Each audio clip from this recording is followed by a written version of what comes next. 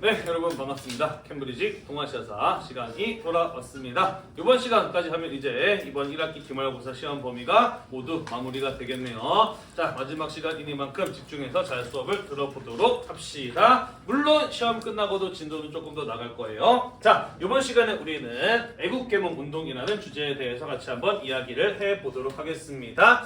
자, 지금 우리는 무엇에 대해서 배우고 있는 중이냐면요, 한반도를 일본의 식민지로 만들려고 하였던 일본의 침략적 행위에 맞섰던 사례들에 대해서 배우고 있는 중입니다. 우리가 지난 시간에는 일본의 이러한 침략에 무력으로 맞서려고 하였던 항일 의병 운동과 그리고 의열 투쟁에 대해서 이야기를 해보았다면은, 이번 시간에는 근대화를 통해서 자주 독립국가로 거듭나려 하였던 애국적인 계몽운동, 애국 계몽운동에 대해서 같이 한번 이야기를 해보도록 할게요. 봅시다. 자, 이 애국계몽운동을 이해하기 위해서 우리가 꼭 알고 넘어가야 하는 개념이 있어요. 바로 사회진화론이라고 하는 이론입니다. 영어로는 Social Evolution Theory라고 하는 것이 되겠어요. 자, 사회진화론이라고 하는 이 하나의 이론은요, 19세기에서 20세기에 전 세계적으로 대단히 널리 유행을 하였고 또 큰 영향을 미친 이론이기도 했습니다. 그러다 보니 1학년 때 한국사에서도 나오고요, 2학년 때 동아시아사에서도 나오고요, 3학년 때 세계사에서도 나와요. 해당 과목을 선택할 학생들이라고 한다면 지금 잘 들어놓는 것도 굉장히 큰 도움이 될 거라고 생각을 해요. 자, 사회진화론이라고 하는 것은 어떤 이론이냐? 19세기의 생물학자였던 찰스 다윈이라고 하는 사람이 그의 자서인 책인 종의 이론에서 주장했던 이론, 생물진화론에서 파생된 뻗어나온 이론이 바로 사회진화론이라고 하는 겁니다. 자, 그러면은 찰스 다윈이라고 하는 생물학자가 종의 기원에서 주장한 생물진화론이라고 하는 것은 무엇이냐? 자, 이 찰스 다윈의 경우에는 어쩌다가 현재 지구상에 살고 있는 생명체들이 이러한 현재와 같은 모습을 갖게 되었는가에 대한 원인을 밝히고자 하였어요. 그 책이 바로 종의 기원이라고 하는 책이었다라는 것이죠. 자, 그리고 이 찰스 다윈이 주장한 생물진화론의 핵심은 무엇이냐? 모든 개체는 변이를 일으킨다라는 것이에요. 변이라고 하는 건 뭐냐면요, 부모 세대와 자식 세대는 뭔가 다르다라는 겁니다. 여러분들은 부모님의 자식이에요. 맞나요? 네. 하지만 부모님을 닮았지만 부모님이랑 똑같지는 않아요. 그죠? 부모 세대에서 자식 세대로 넘어가게 되면서 부모가 가지고 있지 못한 어떠한 신체적인 특징이 자식에게서는 반드시 나타난다라는 겁니다. 우리는 그런 걸 가지고 변이라고 이야기를 해요. 또 다른 예를 들어보자면, 여러분들의 형제 자매를 떠올려 보면은 닮았지만은 쌍둥이라고 할지라도 모든 것이 다 똑같지는 않아요. 그죠? 똑같은 부모 밑에서 태어난 형제 자매라고 할지라도 무언가 다른 신체적 특징들을 가지고 있단 말이야. 우리는 이런 걸 가지고 무엇이라고 한다? 변이라고 한다라는 거예요. 자, 그런데 이 어떤 변이가 일어나냐에 따라서 자연환경, 그에게 주어진 자연환경에 살아남기 좋은 변이가 있고 그렇지 못한 변이가 있었다라는 겁니다. 자, 예를 들자면 원래 기린이라고 하는 동물의 목의 길이는 다양했다라고 해요. 그러면은 목이 긴 변이를 일으킨 기린도 있었을 것이고 목이 짧은 변이를 일으킨 기린도 있었을 겁니다. 목이 긴 기린과 짧은 기린 중에 어느 쪽이 살아남는 데 더 유리했을까? 왜 긴 쪽이지? 그렇죠. 목이 길면은 조금 더 높은 나무에 있는 풀을, 나뭇잎을 뜯어 먹으면서 더 잘 살아남을 수가 있었겠죠. 그죠? 자, 그러면서 목이 긴 기린들은 더 잘 살아남았을 것이고 목이 짧은 기린들은 살아남기가 어려웠을 거예요. 그죠? 이러한 과정을 수백만 년 거치게 되면은 결국 지구상에는 어떤 기린만 남게 될까? 목이 긴 기린만 남게 되겠죠. 그죠? 그게 바로 자연 선택에 의한 진화의 과정이라는 겁니다. 어떤 변이가 자연에 살아남기에 적합한가? 그것이 자연에 의해서 선택이 된다는 것이죠. 그래서 그가 일으킨 변이가 그에게 주어진 자연 환경에 적합하여 살아남기에 유리해 라고 하는 것을 네 글자로 적자생존이라고 이야기를 하는 겁니다. 이해가 되시죠? 자, 기린은 초식 동물이지만 이제 육식 동물의 예를 들어보도록 할게요. 어떠한 개체는 신체적으로 강력한 변이를 일으켰을 것이고 어떠한 개체는 신체적으로 약한 특징을 가진 변이를 일으켰을 수도 있습니다. 그죠? 그러면 신체적으로 강한 개체가 힘이 약한 개체를 잡아먹고 살아남겠죠. 그리고 힘이 약한 개체들을 잡아먹히면서 멸종하게 되겠지. 그지? 이 역시 자연 선택의 과정이고 이러한 과정을 우리는 강한 자는 잡아먹고 약한 자는 잡아먹힌다라고 해서 약육강식이라고 이야기를 합니다. 이해가 되나요? 자, 그래서 그가 일으킨 변이에 따라 자연에 의한 선택이 이루어지는데 그 과정을 수백만 년 동안 거치게 되는 것, 우리는 그 과정을 무엇이라고 한다? 진화, 에볼루션이라고 한다. 그리고 현재 생태계는 바로 그러한 진화의 결과에 의해서 만들어진 모습이다라고 하는 게 찰스 다윈이 밝힌 생물 진화론이라고 하는 거예요. 이 사람은 이 이론을 어디에서 확립을 하냐면요, 갈라파고스 군도라고 하는 곳에서 확인을 하게 됩니다. 갈라파고스 군도라고 하는 것은 남태평양에 있는 여러 개의 섬들이거든요. 비슷한 곳에 모여있는 섬들이긴 한데요, 각각의 섬들마다 굉장히 특이하게 이 새들이 주로 먹이로 먹을 수 있는 것들이 조금씩 차이가 있었던 겁니다. 그래서 찰스 다윈은 이 갈라파고스의 여러 섬들을 다니면서 무엇을 확인하느냐? 분명히 똑같은 새인데 핀치새라고 하는 종의 새인데 그 섬에서 이 새가 먹을 수 있는 먹이가 무엇이냐에 따라서 굉장히 다른 모습을 보이더라라는 겁니다. 예를 들자면 개미와 같이 작은 곤충이 줄을 이루는 섬에 사는 핀치새들의 경우에는 이 작은 곤충을 쪼아먹기 위해서 작고 날카로운 부리를 가지고 있더라라는 겁니다. 반대로 열매나 씨가 줄을 이뤘던 섬들의 경우에는 그 열매나 씨를 쪼아먹기 위해서 크고 강한 부리를 가진 핀치새들이 줄을 이루더라라는 겁니다. 똑같은 핀치새라고 할지라도 그에게 주어진 자연환경이 다르기 때문에 오랜 시간을 거쳐서 이렇게 서로 다른 모습을 갖게 된 것이구나. 이게 곧 무엇이구나? 진화이구나 라고 하는 것을 이 찰스 다윈은 깨닫고 생물 진화론이라고 하는 이론을 주장하였다라는 거예요. 이해가 되나요? 네, 모든 생명체는 신에 의해서 만들어진 모습이다 라고 믿었던 그 이전까지의 생각을 박살을 냈던 게 바로 이 생물 진화론이라고 하는 것이고 전 세계적으로 굉장히 큰 충격을 주었던 이론이다라는 겁니다. 이해가 되나요? 네, 자, 이 생물 진화론을 인간 사회에다가 적용한 이론이 바로 사회 진화론이고요. 그것을 주장한 사람은 바로 허버트 스펜서라고 하는 사람입니다. 사실 이 사람에 의해서 굉장히 이런 어떤 제국주의적인 침략이나 식민 지배 같은 것들이 이루어진 측면이 있죠. 뭔 소리야? 찰스 다윈의 생물 진화론을 봐라. 모든 개체는 변이를 일으키고 그 변이에 의해서 적자 생존과 약육강식에 거쳐서 현재의 모습으로 이어지고 있다라고 하지 않았느냐? 인간 역시 지구상을 살아가는 생물이다라고 한다면 이 인간에게도 똑같이 이 진화론의 이론을 적용해 볼 수가 있다라는 겁니다. 현재 당시 19세기죠. 현재 지구상에는 어떠한 일들이 벌어지고 있느냐? 다른 인종, 다른 국가나 민족보다 유럽의 백인들이 먼저 산업혁명을 이루어내고 그 강력한 힘을 바탕으로 다른 국가와 민족을 침략해서 식민지로 지배하는 제국주의적인 현상이 일어나고 있는데 이 또한 뭐다? 자연의 이치다라는 거예요. 그죠? 백인들이 인종적으로 우월한 인종으로 진화를 이뤄냈기 때문에 이러한 강력한 힘을 가지게 된 것이고, 따라서 이렇게 강력한 힘을 가지고 있는 개체가 그렇지 못한 개체를 잡아먹고 살아남는 것은 무엇이다? 과학이다, 당연하다, 이론이다 라는 것이죠. 자연의 이치다라는 주장이 바로 이 사회 진화론이라고 하는 것입니다. 그래서 당시 유럽이나 미국과 같은 서양의 강대국들에 의해서 침략과 식민 지배가 이루어지고 있었던 제국주의적인 모습을 정당화하는 것, 이에 대해서 일만의 죄책감을 느끼지 않아도 된다라고 이야기를 했던 이론이 바로 이 사회 진화론이라고 하는 것이었다라는 것이죠. 맞는 말인가요?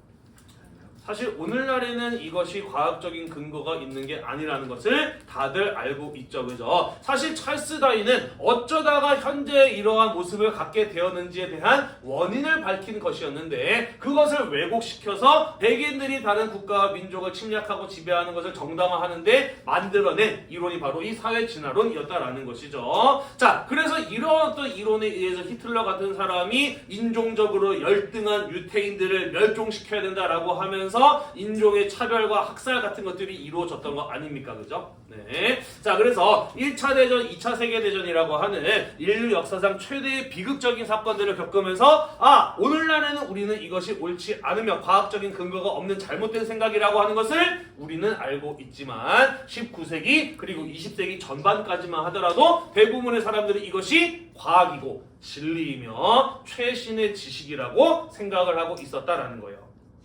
이해가 되나요? 네. 그리고 개항 이후에 서양 유럽의 근대적인 지식을 받아들였던 조선의 개화 지식인들의 경우에도 이것을 과학으로 진리로 받아들였다라는 것이죠. 자, 그래서 이 사람들 어떤 생각을 했느냐? 우리나라도 우리 민족도 하루빨리 힘을 기르지 않으면 나라로서의 권리를 되찾지 않으면 사람들에게 근대적인 의식과 지식을 심어주지 않으면 무엇할 수 있다? 멸종할 수 있다. 그죠? 다른 인종에 의해서 지배당하고 멸종될 수 있다. 따라서 하루빨리 이러한 목표를 이뤄내자라는 것을 추진하게 되었다라는 것이죠. 그러한 애국적인 목적에서 국민들에게 근대적인 지식과 의식을 가르치고자 하는 계몽운동이 전개되었으니 우리는 이러한 움직임을 일컬어 무엇이라고 한다? 애국 계몽운동이라고 한다라는 거예요. 이해가 되시죠? 자, 물론 이것은 우리나라를 자주적인 근대적인 독립국가로 발전시킴으로써 일본의 식민 지배를 막아보려 하는 시도이긴 했습니다만은 근본적인 한계를 가지고 있기도 하였다라는 것이죠. 왜? 기본적으로 이 애국계몽운동을 추진했던 사람들은 사회 진화론의 영향을 받은 사람들이다 보니 먼저 실력을 갖추지 않으면 독립을 이뤄낼 수 없다라고 생각을 했던 거예요. 그러다 보니 우선 실력을 갖춘 뒤에야 독립을 이뤄낼 수 있다라고 생각을 하다 보니 아직까지 실력이 갖추어지지 않은 상황에서 힘으로 일본의 식민 지배를 막아보려 하는 의병과 같은 이러한 무장투쟁들은 무의미한 짓, 뭘 모르고 하는 짓으로 비판을 하는 이러한 어떤 모습을 보이기도 하였다라는 것이에요. 과연 항일 의병 운동이 무의미한 행동이었나요?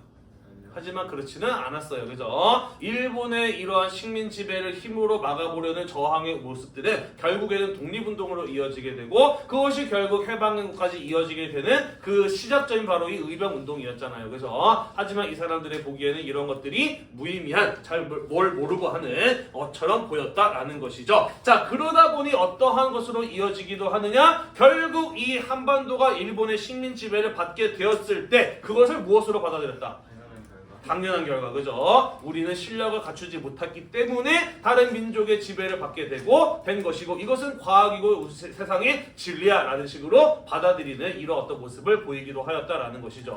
그러다 보니 일제강점기에는 이 애국개몽운동을 전개해 나갔던 사람들 가운데 어떤 사람들이 나타나게 되느냐? 일본의 식민 지배를 받아들이고 순응하려는 사람들. 친일파 같은 사람들이 나오는 이러한 한계를 보이기도 한 것이 애국개몽운동이었다라는 거예요. 이해가 되나요? 네, 그러면은 구체적으로 어떠한 노력과 시도들이 있었는지 같이 한번 살펴보도록 하겠습니다. 자, 애국개몽운동을 전개해 나갔던 여러 단체들이 나와요. 시험 문제는 어떤 식으로 나오냐면은 이름을 대놓고 물어보는 경우보다는 이 단체가 무엇을 목표로 어떠한 활동을 했던 단체이냐라는 것을 물어보는 문제가 자주 출제가 됩니다. 자, 그래서 여러분들은 각각의 단체들이 세웠던 목표나 그들의 활동 이런 키워드들을 중심으로 이 시기에 활동했던 애국개몽운동의 단체들을 구분할 줄 알아야 되겠어요. 각각의 단체들의 특징을 구분할 줄 알아야 하겠습니다. 자, 이 애국개몽운동의 시작을 알렸던 사건, 단체, 그게 바로 보안회라고 하는 단체였어요. 자, 1904년에 일본은 대한제국에게 황무지 개간권을 요구합니다. 황무지 개간권이란 무엇이냐? 황무지란 농사를 지을 수 없는, 농사를 짓지 않는 땅을 황무지라고 하고요. 개간이라고 하는 것은 농사 짓지 않는 땅을 농사 짓는 땅으로 바꾸는 것, 가꾸는 것을 가지고 개간이라고 이야기를 합니다. 다시 말해서 일본은 대한제국에게 농사 짓지 않는 땅을 농사 지을 수 있는 땅으로 바꿀 수 있는 권리를 요구한 것이다 라는 거죠. 이게 왜 나쁘지? 그렇죠. 이것을 요구한 까닭은 무엇이냐? 개간을 했으므로 그 토지에 대한 소유권을 달라는 게 바로 이 요구의 핵심이었던 것이에요. 다시 말해서 황무지 개간권 요구는 대한제국의 토지를 약탈하려는 목적에서 이루어진 요구였다라는 것이죠. 자, 당시에 우리나라 한반도에는 개간된 땅이 많았을까? 개간되지 않은 땅이 더 많았을까? 네, 지도를 보면 알겠습니다만은 한반도는 전 국토의 70%가 산지로 이루어져 있어요. 그죠? 따라서 개간되지 않은 땅이 훨씬 더 많았던 것이고 이 개간권을 요구한다라고 하는 것은 한반도 대부분의 토지를 약탈할 수 있는 권리를 일본에게 넘겨줄 수 있는 위험한 요구이기도 하였다라는 것이죠. 자, 그래서 일본의 이러한 토지의 약탈을 막기 위해서 관료와 유생들을 중심으로 보안회라고 하는 단체를 만들고 이 황무지 개간권에 대한 반대 운동을 전개해 나갔다라는 것입니다. 그리고 보안회의 이러한 활동으로 인해서 결국 대한제국 정부의 경우에는 일본의 황무지 개간권 요구를 거절하는 모습을 보이게 되면서 이들의 목표는 달성될 수 있었다, 성공할 수 있었다라는 것이에요. 자, 하지만 일본의 경우에는 이러한 어떤 보안회와 같은 애국적인 목적으로 활동하는 단체가 한반도를 식민지로 만드는데 걸림돌이 된다라고 판단을 해서 압력을 행사해서 해산시켰어요. 자, 하지만 사람들은 봤습니다. 무엇을? 그렇죠. 한마음 한뜻으로 나라의 권리를 지키고자 했더니 이뤄낼 수 있었다, 성공할 수 있었다라고 하는 것을 경험하고 봤어요. 그죠? 그러면서 이후에도 나라의 권리를 지키기 위한 국고를 수원을 위한 여러 단체들이 만들어지게 됩니다. 그러면서 보안에는 바로 그 계기로 작용한 단체였다라는 점에서 중요한 역사적 의미를 갖는다라는 것이에요. 이해되시나요? 네. 자, 그러면서 이후에 1905년에 헌정연구회라고 하는 단체가 만들어지게 됩니다. 자, 헌정이란 헌법에 입각한 정치를 의미하는 것이거든요. 자, 우리는 정치 형태를 왕이 있느냐 없느냐로 크게 둘로 구분해 볼 수 있습니다. 자, 왕이라든지 황제와 같은 정치적 지배자, 우리는 이런 사람들을 무엇이라고 이야기를 하냐면은 군주라고 이야기를 해요. 자, 이런 어떤 군주들이 막강한 정치적인 권력을 바탕으로 국가를 통치하는 통치체제, 정치체제, 우리는 이런 것을 가지고 무엇이라고 이야기를 하냐면은 그렇죠. 전제 군주제라고 이야기를 합니다. 조선의 통치체제가 전제 군주제였고 대한제국에서 고종 황제가 이루고자 했던 정치체제 역시도 바로 이 전제 군주제라고 하는 것이었었죠. 배운 기억이 나나요? 네. 자, 반대로 왕이라든지 황제와 같은 이러한 군주가 존재하지 않는 정치 체제가 있어요. 우리는 이런 것을 가지고 무엇이라고 이야기를 하냐면은 왕이 없는 정치 공화정이라고 이야기를 합니다. 우리나라는 민주공화정이다라는 이야기를 하잖아요. 그죠? 자, 그래서 민주정과 같은 민주주의의 정치체제와 같은 이러한 정치 형태가 공화정의 대표적인 것이라고 볼 수가 있습니다. 근대적인 서양식 정치제도 가운데 이 전제군주제와 공화정의 중간적인 형태를 취한 것도 있었어요. 그게 바로 무엇이냐면 들어는 봤나요? 네, 입헌군주제라고 하는 것이 되겠습니다. 중간적인 형태를 취한 정치제도가 입헌군주제라고 하는 게 있었어요. 자, 입헌군주제란 무엇이냐? 왕이나 황제와 같은 정치적 지배자, 군주가 존재해야 하지 않아요? 존재해요. 하지만 왕이라고 할지라도 황제라고 할지라도 그가 모든 국가적인 권력을 가지고 행사하는 것이 아니라 군주라고 할지라도 법, 국가 통치의 가장 기본이 되는 헌법에 근거하여 입각하여 국가를 통치해야 하는 제도를 일컬어 우리는 입헌군주제라고 한다라는 것입니다. 이해가 되나요? 따라서 왕이나 황제라고 할지라도 물론 헌법은 왕이나 황제가 직접 만드는 경우도 있고요. 아니면은 국민들이 국회의원을 뽑아서 국회에 의해서 만들어지는 경우도 있습니다만은 어찌되었든 헌법에서 국민이 가져야 될 기본적인 권리를 보장을 하고 있고 왕이나 황제라 할지라도 그 국민들의 권리를 헌법에서 인정한 국민들의 권리를 보장해 주면서 통치를 해야 하는 제도를 가지고 우리는 입헌군주제라고 한다라는 것이죠. 이해가 되나요? 네, 그래서 헌정연구회란 어떻게 하면 우리나라에 이 입헌군주제를 도입할 수 있을까를 연구하고 그것을 추진했던 단체가 바로 이 헌정연구회라고 하는 단체였다라는 것이에요. 이해가 되나요? 독립협회를 계승했다라고 되어 있어요. 독립협회 뭐 하다가 해산당했죠? 공화정 만들자는. 네, 공화정을 만들려고 했어 실제로? 아니요, 모함받아. 네, 모함받아. 그러니까 실제로는 뭘 하려고 했어? 마지막에 한 거 뭐였어? 의회 설립을 하려고 했잖아요. 그죠? 우리나라의 근대적 정치 제도를 도입하려 하였던 단체가 바로 독립협회였어. 그리고 독립협회에서 바로 그 의회 설립 운동을 주도했던 사람들이 1905년에 만든 단체가 바로 헌정연구회라는 단체였고요. 방금 이야기했던 것처럼 입헌체제의 수립, 헌법의 제정, 입헌군주제를 우리나라에 도입하려 했던 단체였다라는 거예요. 왜냐하면 이 사람들이 생각하기에는 어쩌다가 서양 유럽의 강대국들이 그렇게 부유하고 강한 힘을 갖게 되었는가? 그것은 바로 헌법에 입각하여 국민의 권리를 보장하는 이러한 근대적인 정치 제도를 가진 나라였기 때문이었다라고 생각을 했어요. 그래서 우리나라에도 이러한 근대적 정치 제도를 도입을 함으로써 부유하고 강력한 나라로 거듭날 수 있어야 된다라고 생각을 했다라는 것이에요. 이해가 되나요? 네. 자, 한편 이들의 경우에는 일진회라는 단체를 비판하기도 하였습니다. 일진회 배운 기억 나나요? 네. 어떤 단체였지? 경합시킬. 그렇죠. 한국과 일본을 병합시킬 것을 청원하였던 1900년대 대표적인 친일단체가 바로 일진회라고 하는 것이었어요. 그죠? 사실 이 사람들이 이러한 주장을 하게 된 데에도 사회 진화론의 영향을 받았다라고 볼 수 있어요. 물론 이 사람들이 무엇을 목적으로 그런 주장을 했는지 100% 알 수는 없습니다만은 이 일진회의 주장이 무엇이었느냐? 지금 전 세계는 서양 유럽의 백인들이 각 지역과 민족을 침략하여 지배해 나가는 시대이기 때문에 우리도 살아남으려면은 이런 서양인들의 침략에 맞서서 중국, 한국, 일본의 사람들이 동양인들이 함께 힘을 모아야 한다. 그리고 이들 국가들 가운데 가장 근대화가 잘 된 나라가 어디기 때문에? 일본이기 때문에 일본을 중심으로 뭉쳐야 된다라고 하는 게 바로 이 일진회의 주장이었던 것이에요. 그런 주장들을 비판했던 게 바로 이 헌정연구회의 활동이었다라는 겁니다. 우리 지난 시간에 안중근 의사가 쓴 동양평화론이라는 거 얘기했었죠, 그죠? 거기서도 비슷한 주장을 했었잖아, 그지? 이들 역시 사회진화론의 영향을 받은 사람들이라는 거, 사회진화론의 당시에 얼마나 많은 사람들에게 큰 영향을 주었는지를 알 수 있는 부분이 되겠네요. 됐나요? 네. 자, 그러다 보니 을사늑약이 체결되고 난 이후에 대한제국의 외교권을 행사하기 위해서 일본이 설치한 통감부는 마찬가지로 이 헌정연구회가 한반도의 식민 지배에 걸림돌이 된다라고 생각을 했고 압력을 행사해서 강제 해산시키는 모습을 보였다라는 것이에요.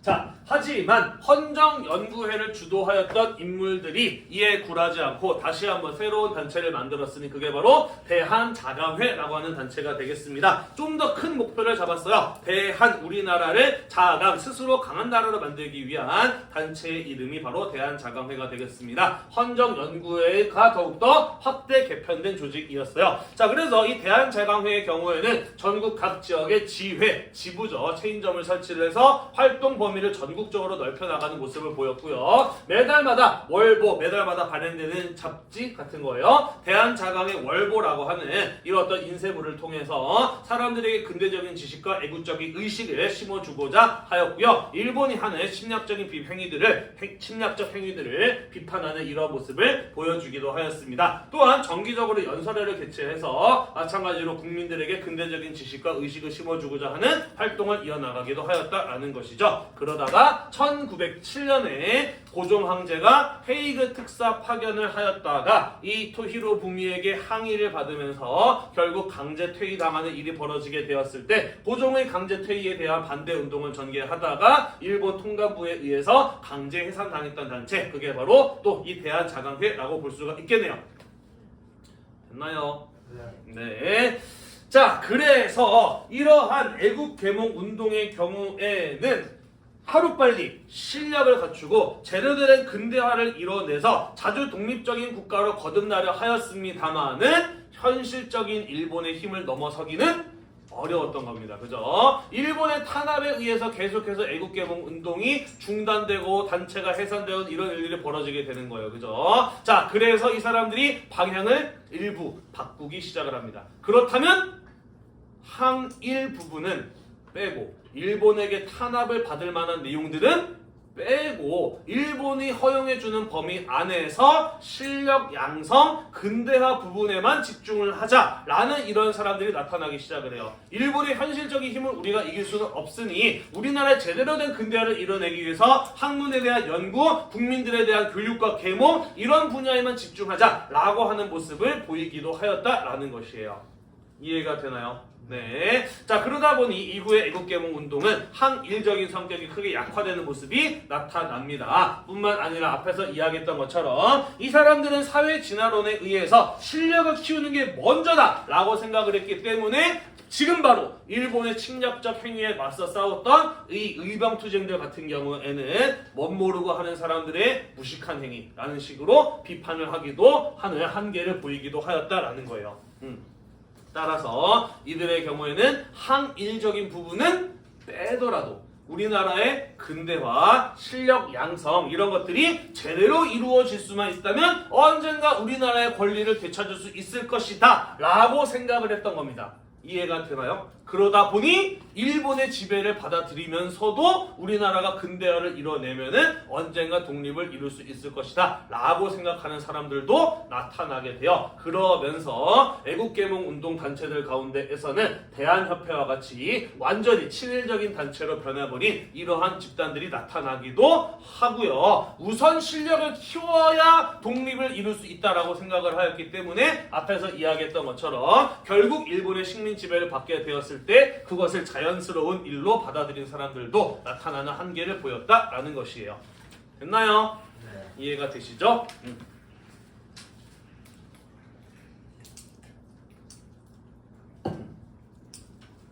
앞으로 우리 반에서 영상을 찍을 때 여기를 좀 가리거나 지우거나 해야 되지 않을까 싶네. 다른 구독자들이 보시기에는 얘는 누구길래 왜는 학교를 안 나와라 이런 생각을 할 수 있지 않을까 싶기도 한데. 네, 기환이에게 좀 미안하네요. 넘어갑시다. 자, 애국개몽운동은 어쨌든 사람들에게 근대적인 의식과 지식을 가르쳐서 제대로 된 근대화를 이뤄내고자 하는 애국적인 모습이었다, 운동이었다 라고 이야기를 했어요. 자, 그래서 서북학회라든지 기호흥학회처럼 학문연구단체, 학회 같은 것들이 만들어지게 되면서 사람들에게 매달마다 인쇄되는 인쇄물인 월보라든지 강연회라든지 학교 같은 것들을 통해서 사람들에게 근대적인 지식과 애국적인 의식 이런 것들을 심어주고자 노력하는 모습이 애국개몽 운동 시기에 활발하게 전개되었다라는 것이에요. 그러면서 무수히 많은 잡지, 강연회 같은 것들이 만들어지기도 하고 학교가 세워지기도 하였다라는 겁니다. 또한 사람들에게 효과적으로 정보를 전달할 수 있는 수단은 당시에 신문이 있었어요. 그죠? 자, 그래서 황성신문이나 대한매일신보 같은 이런 애국개몽 계열의 신문들이 1900년대에 활약하는 모습도 보이기도 하였다라는 겁니다. 우리 지난 시간에 이야기를 했었어요. 그죠? 이 을사늑약이 체결되었을 때 황성신문의 경우에는 장지연이라는 사람의 신야 방성대곡이라고 하는 논설문을 실어서 을사늑약을 규탄하는 비판하는 이러한 모습을 보였다라고도 이야기를 하였었고요. 대한매일신보 같은 경우에는 민영환이라고 하는 대한제국의 고위관리가 자결했을 때 그 사람의 유서를 보도하면서 항일 의식을 높여주고자 하는 신문 보도를 내기도 하였다라는 이런 이야기를 했었잖아요. 네. 자, 우리가 시험 끝나고서 이야기하겠습니다만은 대한매일신보 같은 경우에는요 양기탁이라고 하는 조선 사람과 더불어서 베델이라고 하는 영국인이 공동 발행인이었어. 그리고 당시 일본은 영국과 영일 동맹을 맺은 상황이었잖아요. 그죠? 그래서 발행인이 영국인이었기 때문에 대한매일신보는 일본의 감시와 통제로부터 비교적 자유로울 수 있었던 신문이에요. 그래서 일본에 대해서 비판적인 신문 기사 같은 것들을 많이 실기로 유명했던 신문이기도 합니다.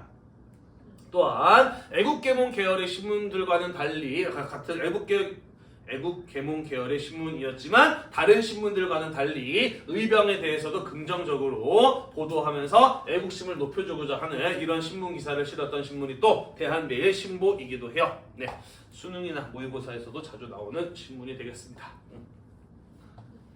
아이고 다리야. 자, 하지만 이러한 시도들도 일본이 보기에는 별로 마음에 들지 않았어요. 왜냐? 일본이 한반도를 식민지로 만들어서 지배하려면은 사람들이 똑똑한 게 좋을까? 멍청하게 좋을까?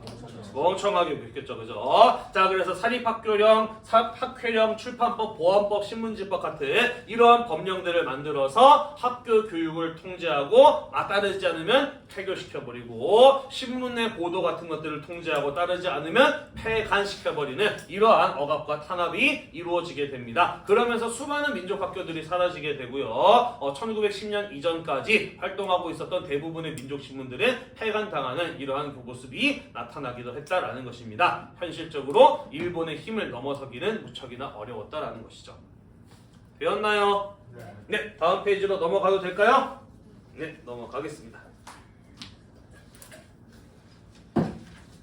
자, 이와 같이 통감부를 비롯한 일본의 억압과 탄압이 심화되면서 합법적으로 공개적으로 활동하는 것에 한계를 느끼게 되었다라는 것이죠. 일본의 눈에 띄면 뭘 하려고 해도 다 안 되는 거야. 그러다 보니 안 되겠다. 일본의 눈에 띄지 않게 비밀리에 일을 진행해야 되겠다라고 마음을 먹게 된 사람들이 나타나게 되었다라는 것이죠. 자, 그래서 안창호라든지 양기탁과 같은 인물들이 중심이 되어서 비밀 결사의 형태로 조직된 단체가 바로 신민회라고 하는 단체가 되겠습니다. 시험에 자주 나오는 단체이기도 해요. 자, 이들은 당연한 목표입니다만 우리나라의 권리를 되찾는 것, 국권 회복을 목표로 삼았고요. 아까도 이야기했죠. 왕이 없는 정치를 뭐라고 한다?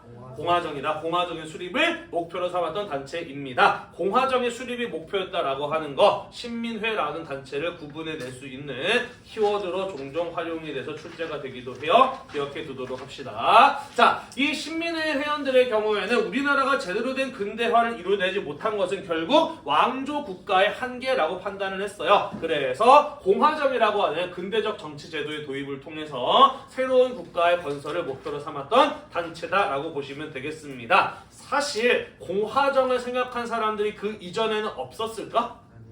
있었죠. 사실은 독립협회에서 활동했던 회원들 가운데 공화정을 꿈꾼 사람들도 있었어. 하지만 이 공화정이라고 하는 것을 대놓고 목표로 이야기한 적은 없었죠. 왜 그랬을까? 그렇지, 고종 황제가 있으니까요. 그죠? 하지만 1907년에 고종 황제가 강제 퇴위당하게 되면서 이러한 목표들이 만들어질 수 있었던 측면도 있습니다. 아무튼 그리하여 다양한 계층들이 참여하였던 단체가 바로 신민회라고 하는 단체였다라는 것입니다. 자, 그래서 겉으로는 표면적으로는 일본의 억압과 탄압을 피하기 위해서 합법적인 활동을 해요. 이 사람들의 경우에는 북한의 평안북도 지역을 중심으로 활동했던 사람들이거든요. 그래서 평북 정주에 오산학교라는 학교를 세우기도 하고요. 평양에 대성학교라는 학교를 세워서 민족교육을 실시하는 이런 모습을 보이기도 합니다. 나중에 이 오산학교가 해방 이후에 서울에 다시 만들어지게 되죠. 그게 서울에 있는 오산중고등학교예요. 네, 우리 학교 아니고요. 네. 아니, 짭까지는 아니 우리는 지역 이름을 딴 거잖아. 네, 한자로는 다르겠어요. 네, 짭까지는 아니고.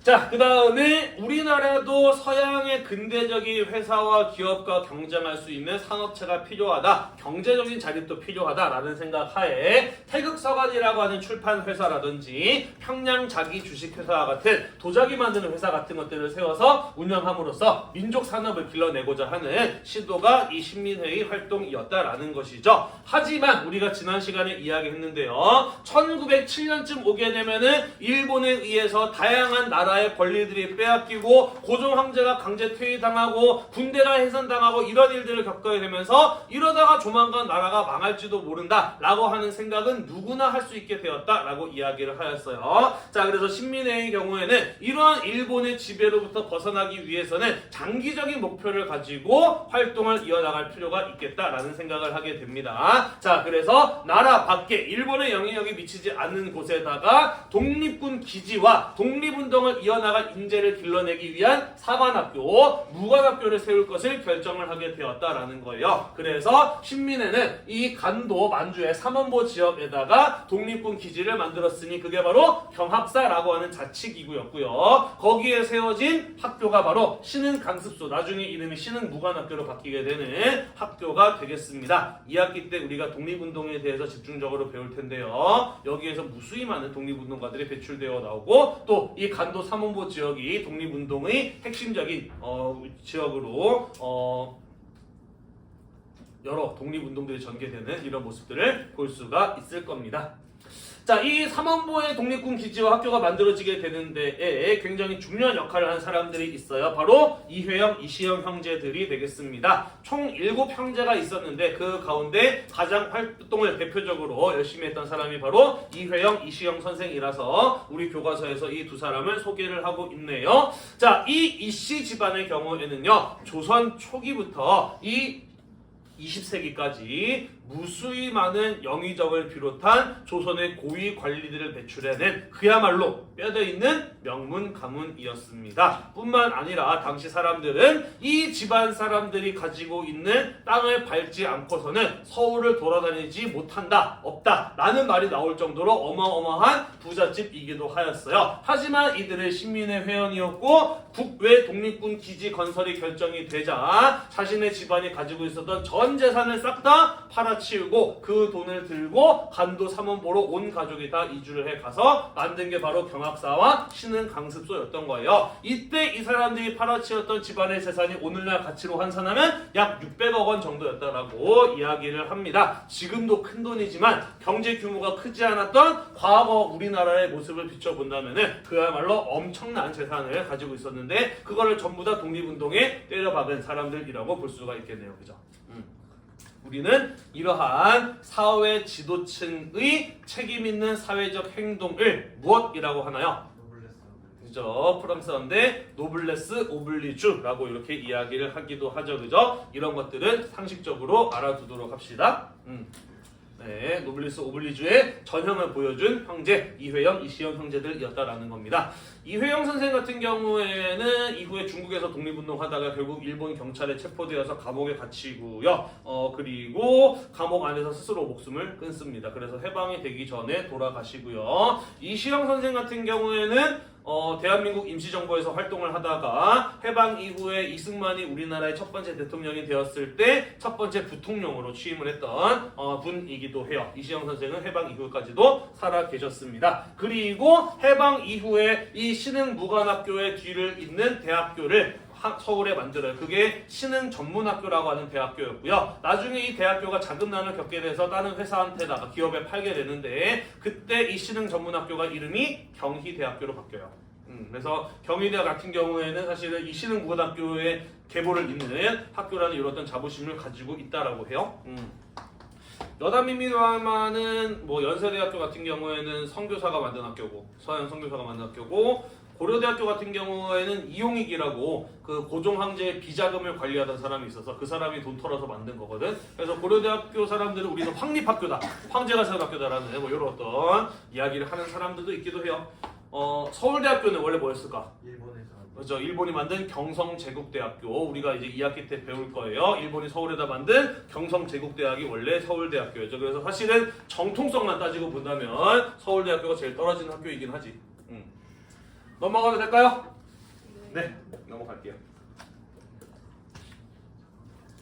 자, 그러다가 이 신민회는 1911년 일본의 한일 병합이 이루어지고 난 이후에 105인 사건이라고 하는 것으로 인해서 와해 무너지게 됩니다. 105인 사건은 안학 사건과 관련된 신민회의 간부 등 600여 명의 독립운동가를 체포하고 그 가운데 105명에게 유죄 판결을 내려서 징역살인을 시킨 사건이 바로 이 105인 사건이라고 하는 것이었습니다. 자, 그럼 안학 사건이라고 하는 것은 무엇이었느냐? 이토 히로부미를 사살할 안중근의 사촌 동생인 안명근이라고 하는 사람이 해외에다가 독립운동가를 양성하기 위한 무관학교를 만들기 위해서 북한의 황해도 지역의 부자들을 찾아다니면서 모금 운동을 했어요.